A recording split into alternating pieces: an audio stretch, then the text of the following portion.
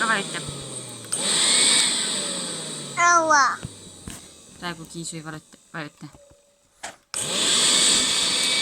Igav veel.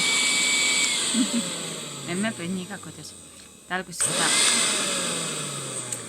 selle Makita käsitulmi meie kätte võttis ja see tööle läks, siis ta viskas selle suure kaarega minema ja pisti sönnima.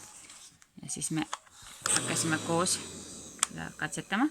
Kõigepealt hakkas Kiisu, Leelo, meil tõmb tegema, siis emme samal ajal, siis mingi hetk ka Pisipiiga julges proovida.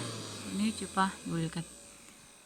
Ta alguses hirmu äratav asi sai üpriski ruttu sõbraks ja huvitavaks mänguasjaks.